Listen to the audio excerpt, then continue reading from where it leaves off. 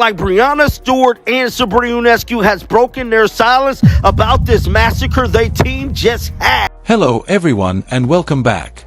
I hope you're all doing great.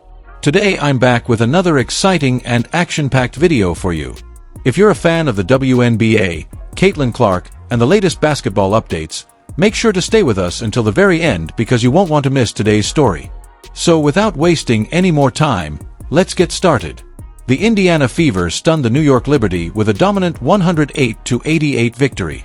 What began as a competitive and hard-fought matchup quickly turned into a complete second-half takeover by Indiana. Their honest comments about Caitlin Clark's performance left little room for debate. Their remarks reflected their recognition of Clark's outstanding performance and the impact she had on the game. What do you think? Were you surprised by how gracious the Liberty Stars were in defeat? Or do you think they were simply being diplomatic in their post-game comments? If you appreciate this content, consider giving this video a like and subscribing to the channel. Believe it or not, more than 93% of viewers haven't subscribed yet. It's free and only takes a second, but it means the world to us. So, did you subscribe already? Great. Thank you so much for your support. Now, back to the video. Performance we saw from Caitlin Clark today against a team that started off the season 9-0, a team that is the defending champions, might have been the greatest women's basketball performance we have ever seen. That might have been the greatest showing from a WNBA player we have ever witnessed. That was spectacular. The shots she hit in this game, y'all, were something like I've never seen any other women basketball player ever come close to hitting. There are NBA superstars out there that I have not seen have a game with that. When you see greatness being recognized by other greatness, context counts, so let us set the scenario. As the reigning champions, the New York Liberty entered this game comfortably atop the rankings, perhaps believing they could defeat a Fever team that had been having trouble without its main player. Rather, students received a comprehensive basketball instruction along with a certificate.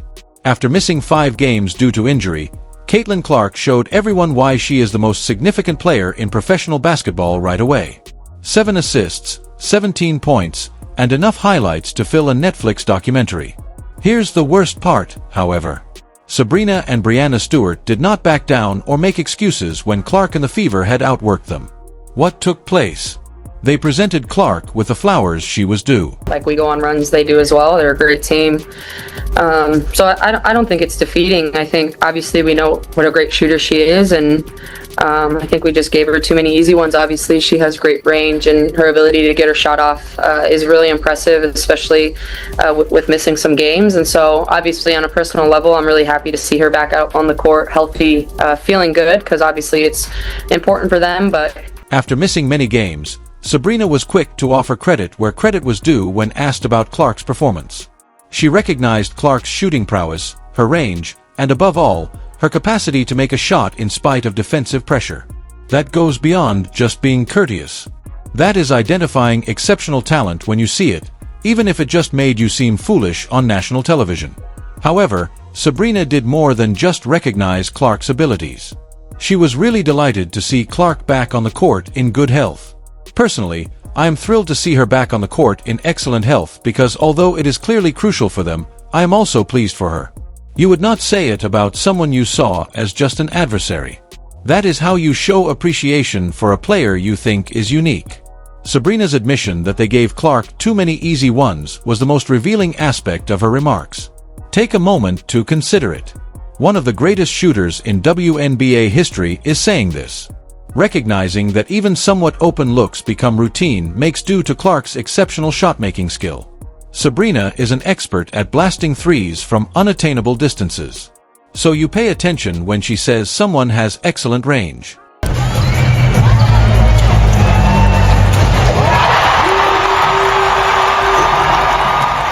Although it took a different tack, Breanna Stewart's strategy was just as courteous.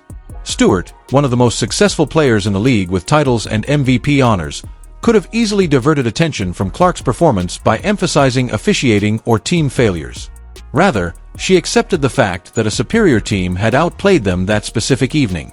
With one another, Stewie's laughing, Caitlin knows it's ridiculous, just out there having a good time. Throughout the game, Breanna Stewart's body language sent a message. Stewart was standing by to protect her as Clark hit that logo 3. Stewart actually grinned and seemed to enjoy the shot rather than expressing annoyance or rage. Even if it came at the price of their team, it is the response of someone who realizes they have just seen something exceptional. We too had our times. We had our moments. We got back into the game. We had that run when Stewie was guarding Caitlin Clark, but then they executed well, and we had so many breakdowns on defense, and they made shots. They really punished us on that end, making 17 threes from 35. It was just too wide open. So Stewart mentioned defensive lapses that were not accidental errors. They resulted directly from Clark's gravitational pull on the defenses of the opposition. Teams' defensive strategies are drastically altered when a single player can pull up from anywhere beyond half court and make it seem effortless. The Liberty were utterly unsuccessful in their attempt to protect Clark while keeping everyone else safe. The setting of the competition that media outlets have attempted to create between Clark and other WNBA players is what gives these post-game remarks even more significance. Ionescu and Stewart both followed the high road and provided frank evaluations of what they saw rather than feeding into the drama or making fun of Clark's achievements. Even the most prejudiced spectator cannot dispute the narrative that the game's data convey. The Fever had a very high three-point shooting percentage. When defenses are so preoccupied with stopping one player that they leave professional shooters wide open, Clark leads the charge and her teammates profit from the attention she commands. As a result, professional shooters often hit their shots. Stewart's admission that they strained their players in an attempt to match the Fever's offensive explosion illustrates the psychological effect Clark has on rival teams. Rushed shoots and defensive lapses resulted from the Liberty's eagerness to match the Fever's offensive production. That goes beyond basketball. That is one person controlling the game's overall flow. This narrative gained more depth from the coach's point of view. Sandy Brondello did not provide justifications for poor officiating or absent players. She admitted that the Fever performed better and made their shots when it counted. You can tell that an opponent's performance was genuine and outstanding when coaches at the championship level give them full credit. The Liberty's defensive stats from this game are very terrible. They let up 102 points, 53 of which came in the first half to a club that had been having offensive difficulties without Clark. It is more than simply bad defense. Clark's ability to accelerate and generate scoring opportunities before defenses can line up is directly responsible for that. Stewart recognized this by pointing out how challenging it was when they were unable to establish their half-court defense and generate stops. Ionescu's admission that they struggle offensively when they cannot transition shows how much Clark's presence interfered with their overall strategy. Defensive stops that created attacking chances were the foundation of the Liberty's identity. However, the whole structure collapses when the other side scores at will. Clark's solo performance was not the only way she defeated them. She broke down their idea of a team. For the Liberty, the difference in free throws made matters worse. They were unable to match the Fever's offensive effectiveness even though they received more foul calls. Stewart's admission that they did not reach the rim far enough illustrates how Clark's perimeter presence made it harder to locate and take advantage of driving lanes. The explanation of coaching changes was especially fascinating since it showed how the Liberty attempted many defensive strategies to slow down Clark but were unsuccessful. They made all the changes. They experimented with zone coverage. They tried to completely deny her the ball. Nothing was effective. A player has transcended typical basketball categories when championship-level coaching staffs are at a loss for solutions. Stewart's remarks on team identity and understanding who we are were instructive as they implied that this defeat made them re-evaluate their position in the league hierarchy. The Liberty were the league leaders and reigning champs going into this game, but they left wondering whether they are indeed the greatest team when everyone is healthy. These post-game comments get an additional depth from the global viewpoint. Both Ionescu and Stewart have competed internationally for their nations and are familiar with the highest levels of competitive basketball. Their assessment of Clark's skill is more credible as it comes from athletes who have faced the greatest in the world and are able to recognize excellence. The fact that Sabrina specifically mentioned Clark's ability to make her shot brought to light a distinction between skilled shooters and outstanding scorers. Making open shots is not the only thing to do. When the game is on the line, you have to create and make shots as defenders are all over you. Throughout this game, Clark frequently shone that skill. Stewart mentioned defensive communication problems, but these were not coincidental mistakes. They resulted directly from Clark's mobility and decision-making, which made defenders make snap decisions that often turned out to be incorrect. Even championship-level teams become unimpressive when one player can routinely put 5 defenders in untenable situations. The conversation over the tempo of play demonstrated how Clark's comeback altered the game's overall flow. The Liberty are used to commanding gameplay and regulating pace. However, Clark's presence compelled them to adopt a fast-paced approach that benefited Indiana's players and strategy.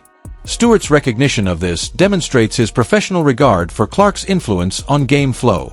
Making shots was not the only aspect of the shooting performance that earned high recognition. It has to do with choosing shots and making choices under duress. Even while making seemingly challenging shots, Clark continually made the correct decisions at the proper moments. Ionescu's acknowledgement of this demonstrates an awareness of the differences between players who are just excellent and those who are genuinely outstanding. Clark's return instantly restored the Fever's attacking identity, making the conversation about team chemistry pertinent. Without her, players who previously had trouble finding rhythm seemed at ease and self-assured. Stewart saw that this was more than simply individual genius. In his assessment on execution, it was a single player that greatly improved everyone around them. The Liberty's attempt to put Clark under defensive pressure failed dramatically since it gave her teammates more chances. Stewart's admission that she gave up too many open ones demonstrated how Clark's strength as a scorer generates benefits that go much beyond her specific numbers. The post-game interview's examination of the game plan demonstrated how well the Fever had prepared for this encounter. They took advantage of defensive patterns that championship teams often managed to conceal and targeted certain Liberty vulnerabilities. The execution of these strategic advantages was largely dependent on Clark's court vision and decision-making. Once Clark found her stride, the game's momentum changes all appeared to go in Indiana's favor. Because Clark could generate offense from wherever on the court, the Fever had a response even when the Liberty scored runs. Stewart's recognition of this fact demonstrated professional respect for a player who has the ability to alter game results on their own. Beyond only scoring, Clark's 7 assists demonstrated her ability to improve teammates' performances, demonstrating her statistical domination. Ionescu's appraisal of Clark's whole game demonstrated an awareness that individuals who are genuinely excellent have an influence on winning in more ways than simply individual scoring. Stewart and Ionescu were both aware of the championship ramifications of this defeat. They admit that when Clark is healthy, losing to the Fever alters the perception of the league's top club. Defending champions do not make such an admission lightly. These post-game remarks demonstrate a level of respect that goes beyond simple professionalism. Both athletes recognized that they had seen a performance that reaffirmed Clark's status as a generational talent. They demonstrated the type of sportsmanship that enhances the league as a whole by being prepared to give credit where credit is due. You have seen something exceptional when defending champions publicly commended the player who just made them look bad. Instead of offering justifications, Ionescu and Stewart respected Clark for her commanding performance. How did you feel about their elegant reaction to being outplayed? For more WNBA analysis that keeps it interesting, click the like button, share your opinions below, and subscribe. If you are a Clark fan, comment below. CC 100%.